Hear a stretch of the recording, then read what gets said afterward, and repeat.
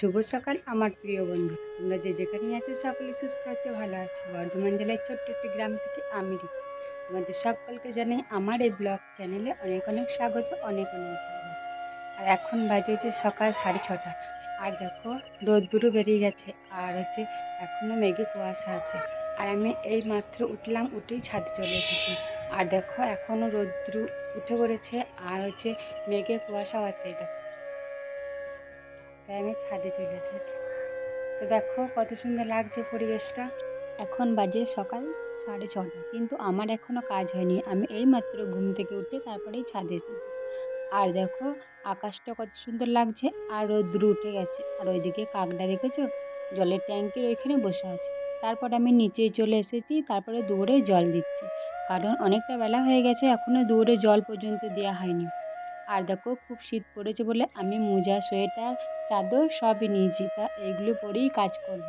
কারণ শীতের দিনে সকালে ঠান্ডা জল ঘাঁটলে তো শরীর খারাপ করবে, তার জন্য এগুলো পরে তারপরে আমি কাজ করছি। তোমরা হয়তো বলবে যে না দিদি, তোমার খুব শীত করছে মনে হয়, তার জন্য তুমি মোজা, সোয়েটার, তারপরে চাদর গায়ে দিয়ে কাজ করছো। কী করব, আমাদের না বাড়িতে প্রচুর ঠান্ডা, কারণ রৌদ্র ঠিকঠাক আসে না শীতকালের দিনে। তার জন্য আরও প্রচুর ঠান্ডা বলে, তার জন্য সকাল সকাল পরে এগুলো পরেই কাজ করি। তারপরে কাজ টাজ করা হয়ে যাবে, তারপরে খুলে তারপর চান টান করবো।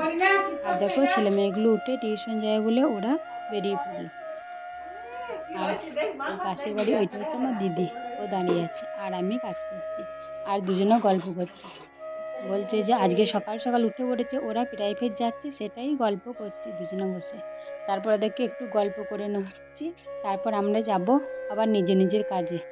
ওরও আমার জামাইবাবুটা কাজে গেছে, তাই ও রান্না বান্না করে তারপর সকালে দিয়েছে, তাই সেই কথাগুলোই বলছে।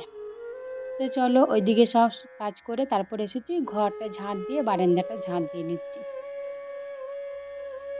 তারপরে আমি কাজ টাজ করে তারপরে আমি যাব দোকান।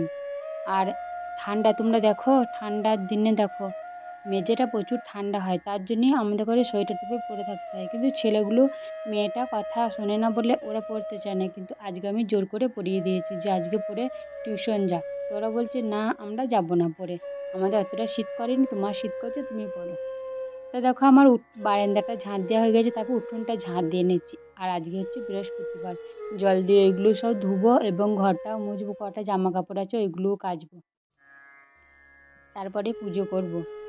তো চলো আমি এটা ঝাঁট দিয়ে নিই, তারপর তোমাদের সামনে আবার আসছি। তো দেখো ওখানে ঝাঁট দেওয়া হয়ে গেছে, তারপরে হচ্ছে চা করেছি, ওরা খেয়ে চলে গেছে। আর আমার শাশুড়ি মা আছে, তো ওনাকেই আমি চা আর রুটি ছিল ওইগুলো দিতে যাচ্ছি। আর আমি এখনও চা খাইনি, আমি ঠাকুরকে পুজো করে তারপরে হচ্ছে চা খাবো, কারণ আজকে বৃহস্পতিবার একটু দেরি হবে, অনেক কাজ আছে, কাজগুলো সেরে তারপরে আমি চা খাবো।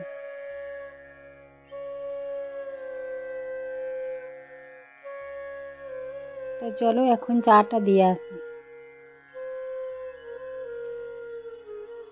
তো দেখো চাটা দিয়ে চলে এসেছি, তারপর আমি কালকে রাত্রেকার যে বাসনগুলো ছিল তো ওইগুলোই আমি ধুয়ে নেব।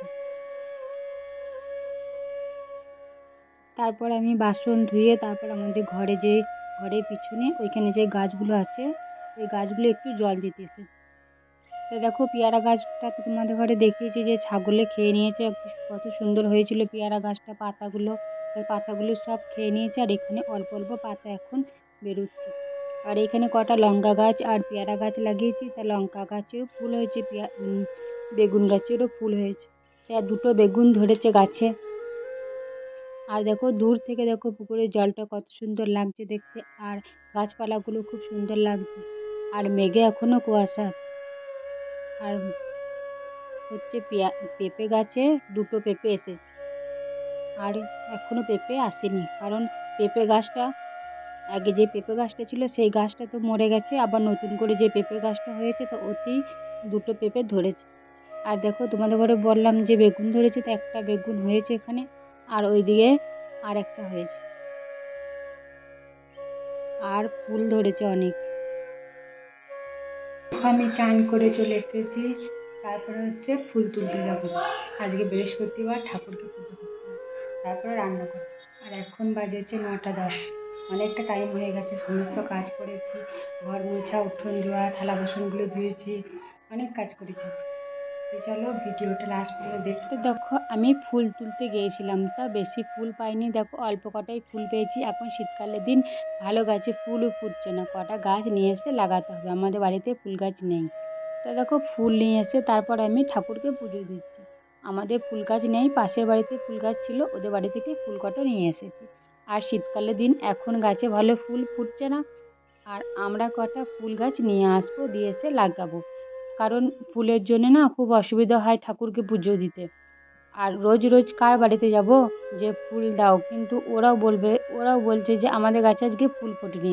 জানি না ফুটেছে কি ফোটেনি, কিন্তু সবার তো রোজ দেবে না, তার জন্য একটু অসুবিধা হয়। তা ঠাকুরকে এই ফুল দিয়েই আমি আজকে পুজো দেবো।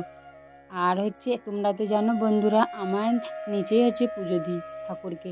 নিচে ঘরে আমরা যেই রুমে থাকি ওই রুমেতেই ঠাকুর রেখেছি, ওখানেই পুজো দিই। কারণ আমার ওপরের রুমটা এখনও প্লাস্টার করা হয়নি, ঠাকুর জন্য যে রুমটা বানানো হয়েছে ওইটা কোনো প্লাস্টার করা হয়নি।